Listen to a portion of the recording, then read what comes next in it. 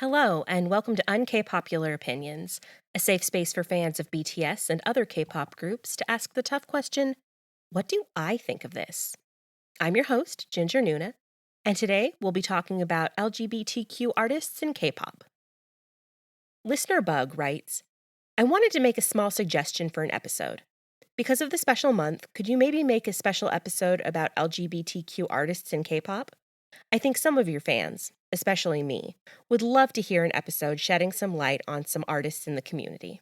I loved Bug's idea and was happy to educate myself in the process. Because of the topic, this episode is different than others. All of the previous episodes have come from a place of personal opinion, while encouraging listeners to examine their own opinions. This episode is based on facts. When it comes to sexuality and gender identity, this is one of the few places where opinions are not welcome. Everyone deserves to live their truth. Here's mine. I'm a heterosexual cisgender woman, but I've considered myself an ally since I was a teen. To celebrate Pride, I'm using this episode to share my findings about LGBTQ artists in K-pop. After combing through the internet for days, I was only able to find 10 artists who identify as members of the LGBTQ community. Are there more? Absolutely. Just because they aren't out publicly doesn't mean they don't exist. There are also a handful, such as Maman, who are mainstays in listicles about LGBTQ idols that I won't talk about in this episode. This isn't an attempt to silence these artists, but respect them. That's because the singers I'm covering have personally confirmed their identities in interviews or verified social media that can still be accessed. If I couldn't find one of these sources, I won't discuss that artist. Like I said, everyone deserves to live their truth, even if that means they're heterosexual. I don't believe in theorizing or secondary sources. And I'm definitely against reading into quotes that are taken out of context or are refuted by fluent Korean speakers. There are tons of tweets and YouTube videos speculating about singers' ties to the LGBTQ community as members or allies, and many of those will turn out to be false. I definitely understand being curious about an artist, especially if you're sexually attracted to them. But it's none of our business. This goes for real life too. If you're not actively pursuing someone as a romantic, sexual, or life partner, it's none of your business, no matter how curious you are. Even though they're public figures, we aren't entitled to know anything the artist doesn't want to share. Yes, representation matters, and it feels empowering to see yourself reflected in an artist. But everyone's journey is different. It can be a journey that lasts your whole life. I'll give you an example. One of my favorite K-pop YouTube personalities, Cameron Phillip, identifies as queer.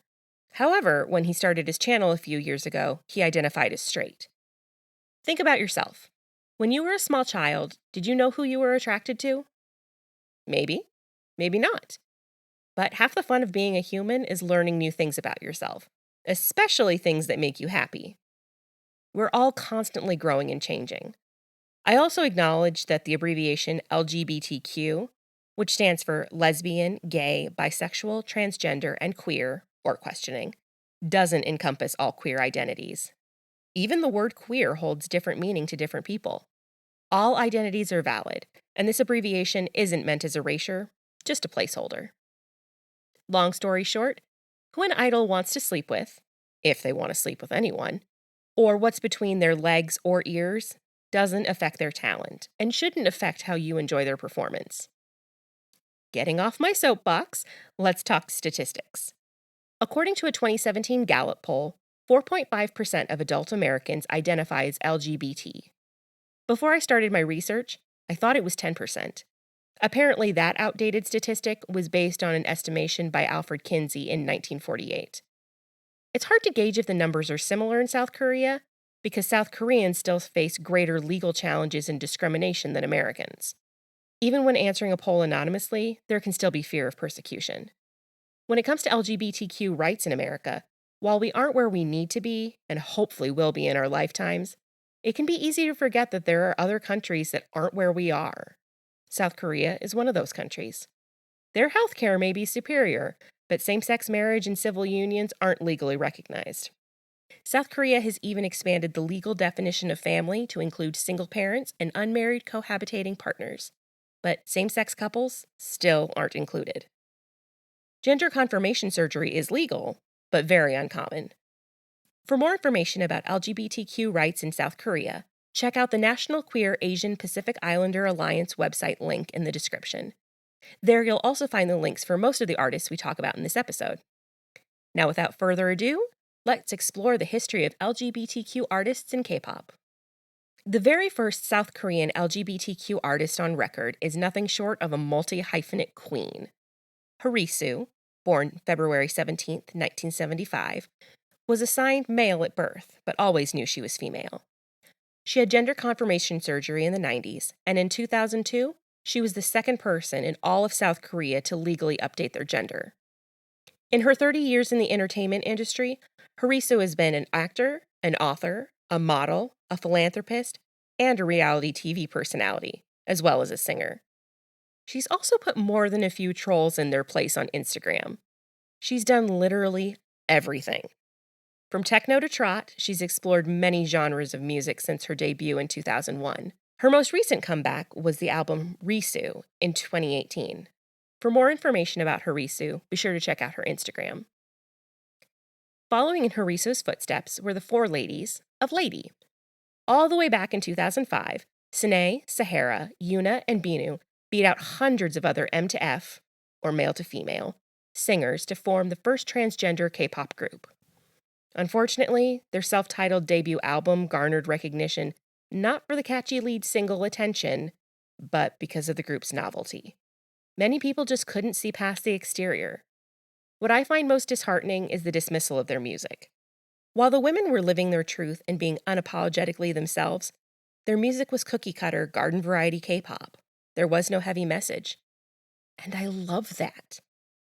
Personally, as a performer with a disability, I don't think my art should have to revolve around my body. I'm more than just that. The same goes for Lady. Sure, it would be great to have a ballad discussing how they feel they fit in the world, but there's so much more than their gender identities.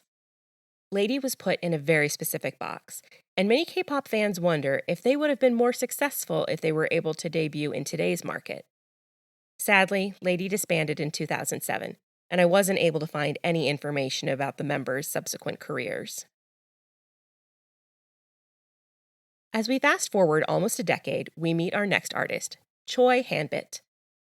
Like the members of Lady and Harisu, Hanbit is MTF. After completing gender confirmation surgery at the age of 19, she entered the entertainment industry when she was 22. Between 2009 and 2016, she focused on modeling, even coming in 10th in Korea's Next Top Model Cycle 3. In 2016, she made her debut as one quarter of the girl group Mercury. While Mercury never officially disbanded, they quietly went their own ways in 2017 after releasing just 2 songs. Hanbit didn't continue to pursue music, but is still very active on Instagram. We round out our exploration of LGBTQ ladies in K-pop with Som Haveen, formerly known as Somin. Haveen first found fame as a contestant on the reality show Idol School in 2017. Shortly after debuting as a solo artist on May 23, 2019, she rocked the K-pop world by introducing her girlfriend on Instagram and coming out as bisexual. When it comes to her sexuality, Haveen's an open book. She even dedicated an entire vlog to it on her YouTube channel. Haveen's currently working on new music and shares new vlogs every few weeks. As there aren't any singers who openly identify as non-binary, let's move on to the LGBTQ men of K-pop. Because of their back-to-back debuts, there are 2 men who are credited with being the first openly gay K-pop artists, Holland and Marshall. Marshall Bang, known by the stage name Marshall, grew up in the United States, where he was already open about his homosexuality. After moving to South Korea in 2012 to pursue music, he wasn't about to go back in the closet, even though his manager urged him to do so. In a 2015 interview with Time Out, Marshall said, "My former manager told me it was pretty much social suicide to officially come out. He told me to be successful first and come out later. He wanted to be this buff, macho dude who would be a fantasy for men and women. But it all seemed so inauthentic. I know it's so cliche, but I'm just going to do me." Although he was active in the music industry for several years prior, Marshall didn't make his official debut until June 5, 2018. Today, he's known as a multifaceted singer-songwriter whose following in South Korea continues to grow. Like Marshall, Holland has also been open about his sexual orientation from the get-go. He even chose his stage name as a tribute to the first country to legalize same-sex marriage. But unlike Marshall, who was born and raised in the comparatively liberal United States, Holland was born and raised in conservative South Korea. He debuted in January 2018 in the most admirable way possible, on his own dime. While preparing his debut album, he tried to sign with several agencies. However, once the agencies found out that not only was Holland gay, but he wanted to be out and forthright about his experiences, their interest in him waned. So, he ended up producing his first single using his own money. But it paid off. His debut single, Neverland, was viewed 1.6 million times in just 24 hours. Interest was fueled by the video's queer love story and a kiss between Holland and his male co-star. This kiss actually earned the video a 19+ rating in South Korea. Based on Twitter, Holland is hard at work on new music. Our last openly LGBTQ artist represents one of the most underrepresented communities. Kim Min-sung, who you may know as Hansel from Top Dog, identifies as asexual.